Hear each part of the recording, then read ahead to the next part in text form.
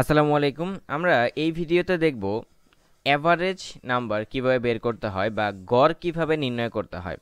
তো গড় নির্ণয় করার জন্য আমরা তো অনেকগুলো সংখ্যা নিতে পারি। আমরা এই ভিডিওতে বা এই প্রোগ্রামে ইউজারের কাছ থেকে তিনটা ইনপুট নিয়ে সেই তিনটা ইনপুটের বা তিনটা নাম্বার থেকে কিভাবে গড়টা নির্ণয় করব সেটা দেখব। তো সেটা দেখার জন্য আমরা আমাদের ফাইলটা প্রথমে সেভ করি। ফাইলের নাম দেই হচ্ছে এভারেজ নাম্বার। ওকে, অ্যাভারেজ নাম্বারস। এখন একটা জিনিস, আমরা তো এখানে সি প্রোগ্রাম করব, বাট আমি প্রবলেম সলভিংয়ে যে ফার্স্ট ভিডিওটা ছিল, মানে দুইটাই নাম্বার যোগ করার জন্য, সেখানে আমি একটা জিনিস বলেছিলাম যে প্রোগ্রামিংয়ের প্রবলেম সলভ করার জন্য প্রথমেই সেটাকে মানে একদম ফার্স্টেই ওটাকে দেখেই প্রোগ্রাম করে ফেলতে হবে এমন কিছু না।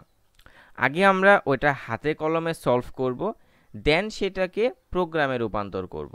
কারণ প্রথমেই যদি আপনি কোড করতে যান তাহলে একটা ঝামেলা পাকায় ফেলবেন। ওকে, আমরা যেহেতু ইউজারের কাছ থেকে তিনটা ইনপুট নিব, তো আমরা তিনটা ইনপুট নেই। যেমন ধরেন ফার্স্টেরটা আমি রাখবো হচ্ছে নাম্বার ওয়ানের মধ্যে। আমি নাম্বার ওয়ানের ইনপুট দিচ্ছি 10। দেন আমি সেকেন্ড নাম্বারটা নিব, যেটা হবে নাম্বার 2। ধরেন এটার ভ্যালু আমি দিলাম 20। অ্যান্ড থার্ড যেই ভ্যালুটা হবে সেটা হচ্ছে নাম্বার 3, যেটার ভ্যালু আমি দিলাম 30। এখন গড় নির্ণয় করার ফর্মুলাটা কি? সেটা হচ্ছে আপনার কাছে যতগুলো ভ্যালু আছে সবগুলোকে যোগ করবেন, যোগ করে যতগুলো ভ্যালুর কোয়ান্টিটি আছে সেটা দ্বারা ভাগ করবেন। এর মানে হলো আমার কাছে টোটাল তিনটা ভ্যালু আছে, 10, 20 আর 30। আমি এই 10, 20 আর 30কে একসঙ্গে যোগ করে দেন সেটাকে 3 দ্বারা ভাগ করব। কেন? কারণ এখানে কয়টা নাম্বার? এখানে তিনটা নাম্বার আছে। তো যেহেতু আমাদেরকে যোগ করতে হবে, তো যোগ সাম equal to number 1 plus number 2 plus number 3। ওকে, যোগ করা শেষ। এইবার আমাকে কি করতে হবে? এই যোগফলটাকে 3 দ্বারা ভাগ করতে হবে, তাহলে আমাদের এভারেজটা বের হয়ে যাবে। তাহলে সাম ভাগ 3, আমার কাজ শেষ। তো এতক্ষণ আমরা কিন্তু কোনো কোড করিনি, জাস্ট কি করেছি যে আমরা ম্যাথটা কিভাবে সলভ করব সেটা দেখলাম। এবার আমরা সি প্রোগ্রামিংয়ে যাব। তো সি প্রোগ্রামিংয়ে যাওয়ার আগে আমাদের সি প্রোগ্রামিংয়ে যাওয়ার আগে না, আমরা জাস্ট কোডের যে এনভায়রনমেন্টটা সেটা একটু সেট আপ করি। ওকে, আচ্ছা, এখন একটা জিনিস খেয়াল করেন তো, আমাদের এখানে ভ্যারিয়েবল কয়টা লাগবে? দেখতে পাচ্ছেন এখানে ভ্যারিয়েবল 4টা লাগবে। নাম্বার 1 একটা ভ্যারিয়েবল, নাম্বার 2 একটা, নাম্বার 3 সাম অ্যান্ড এভারেজ। আর যেহেতু আমরা এই প্রবলেমগুলো ইন্টিজার দিয়েই সলভ করব, বিকজ আমরা এখন পর্যন্ত ইন্টিজার দিয়ে প্র্যাকটিস করতেছি, তো আমি এখানে ইন্টিজার ভ্যালুটাই ব্যবহার করব। যখন আমরা ফ্লোট শিখব তখন আমরা ফ্লোট দিয়ে প্রবলেম সলভ করব, মানে খুব ছোট ছোট করে আমরা শিখব, কারণ অত বড় একবারে শিখতে গেলে আপনারা গুলায় ফেলবেন। তো এখন আমরা এখানে ইন্টিজার দেই, আর আমাদের ভ্যারিয়েবল কয়টা লাগবে? 4টা। নাম্বার 1 একটা ভ্যারিয়েবল, দেন হচ্ছে নাম্বার 2 একটা ভ্যারিয়েবল, দেন হচ্ছে নাম্বার 3 একটা ভ্যারিয়েবল, সাম একটা ভ্যারিয়েবল, অ্যান্ড দেন এভারেজ একটা ভ্যারিয়েবল। ভালো কথা। এখন আমাদের ইউজারের কাছ থেকে তিনটা ইনপুট নিতে হবে।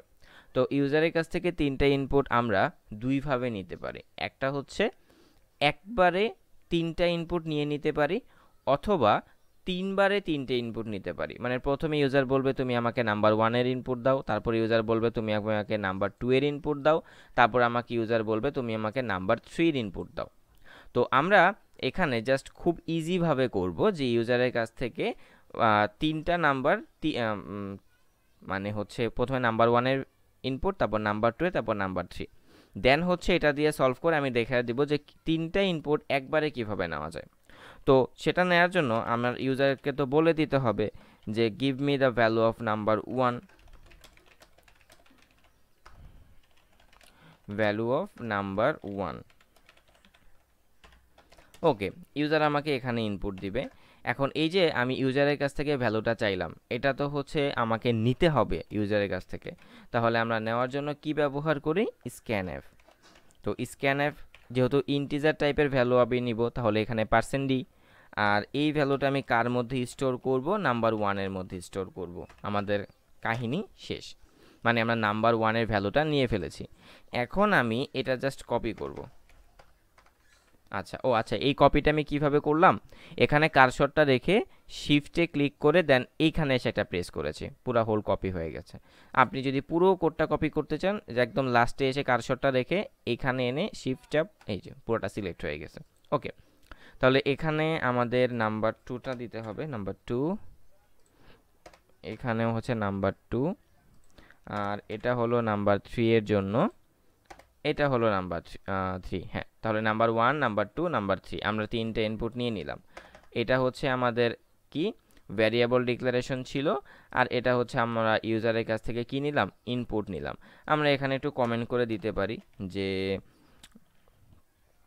এখানে নাম দিতে পারি কি, যে ইনপুট সেকশন, আমরা বোঝার সুবিধার্থে। তারপরে হচ্ছে এটা হচ্ছে আমাদের ভ্যারিয়েবল সেকশন, জাস্ট আপনাদের বোঝার জন্য আমি সেকশনগুলো করে দিচ্ছি, ভ্যারিয়েবল সেকশন। ওকে, ভালো কথা। এবার আমরা কি করব, এই যে তিনটা ভ্যালু আমরা নিলাম, এই তিনটা ভ্যালুকে তো যোগ করতে হবে। তো আমরা যোগের ফর্মুলা কি জানি, sum equal to number one plus number two plus number three. এটা আমি কপি করে এখানে বসিয়ে দিই। ওকে, এখন কি করতে হবে, এর পরের কাজটা কি, এর পরের কাজটা হলো অ্যাভারেজ নির্ণয় করতে আমাদের এই সামকে 3 দ্বারা ভাগ করতে হবে। কেন, আমরা তিনটা ইনপুট নিচ্ছি এই জন্য। তো আমরা অ্যাভারেজ ইকুয়াল টু কি দিব, অ্যাভারেজ ইকুয়াল টু সাম ভাগ 3। আচ্ছা, এত কাহিনী না করে এখান থেকে এটা কপি করে এখানে জাস্ট আমি পেস্ট করে দিই। এখন অনেকে বলতে পারেন যে ভাই কেন এত ঝামেলা করার দরকার কি ছিল, আপনি ওই যে তিনটা ভ্যালুকে যে যোগ করেছেন, যেই তিনটা ভ্যালুকে যোগ করে তারপর এটাকে 3 দ্বারা ভাগ করলেই তো অ্যাভারেজটা বের হয়ে যেত। শুধু শুধু আমার এই একটা লাইন বেশি নেওয়ার কি দরকার ছিল, শুধু শুধু আমার এই সাম একটা ভ্যারিয়েবল বেশি নেওয়ার কি দরকার ছিল। হ্যাঁ, আমরা ওইভাবেও দেখব, নো প্রবলেম। বাট এটা যেহেতু তোমার লাইফের ফার্স্ট প্রোগ্রাম, যে অ্যাভারেজ কীভাবে নির্ণয় করতে হয়, তাই একটু ভেঙে ভেঙে বুঝো, মানে আগে আগে বেশি বুঝো না, আগে একটু ভেঙে ভেঙে বুঝো, দেন তোমার যেইভাবে খুশি সেইভাবে করো। একটা কথা আছে যে শেখার জন্য, মানে যখন তুমি শিখবা তখন তোমার গুরু যেভাবে শেখায় তো সেইভাবে শিখবা, দেন তুমি যখন নিজে অ্যাপ্লাই করবা তখন যখন যেভাবে ইচ্ছা সেইভাবে।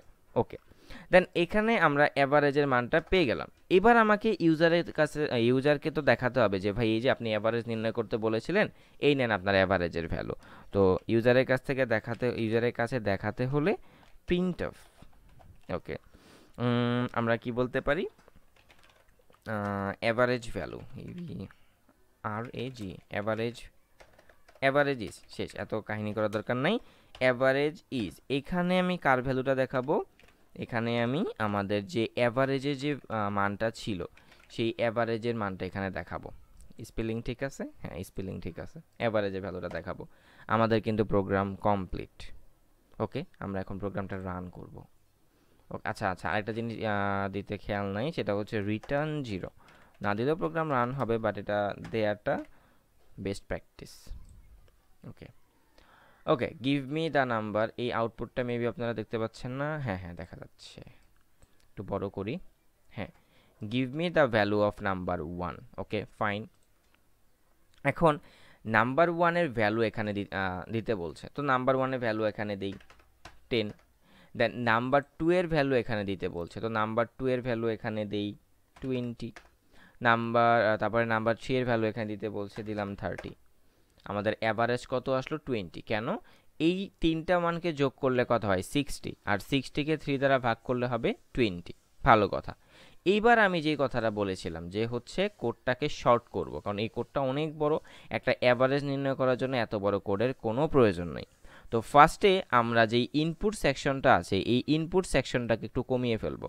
ওই যে বলেছিলাম একবারে 3টে ইনপুট নিব, সেটা কিভাবে, তো give me the value of, এখানে বলে দিব নাম্বার 1, নাম্বার 2, নাম্বার 3। ভালো কথা, নাম্বার দিবে। এখন ইউজারের কাছে তো বললাম যে তুমি আমাকে 3টা ভ্যালু দাও, তো ও তো হচ্ছে আমাকে 3টা ভ্যালু দিল, ভালো কথা। এখন এই 3টা ভ্যালু তো আমাকে নিতে হবে। তো এখানে একটা জিনিস খেয়াল করেন, এইটা যদি বুঝেন তাহলে এই নেক্সট যে প্রবলেমগুলো আসবে সেটাতে স্ক্যানএফ নিয়ে যত সন্দেহ আর কোনো কিছু থাকবে না।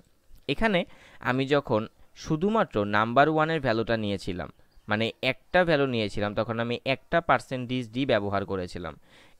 এখন যেহেতু আমি নাম্বার 2 নাম্বার 3 আরও এক্সট্রা দুইটা ভ্যালু এই একটা স্ক্যানএফ এর মাধ্যমে নিব, তাহলে এখানে আমাকে আরও দুইটা পার্সেন্টেজ ডি আনা লাগবে। ভালো কথা।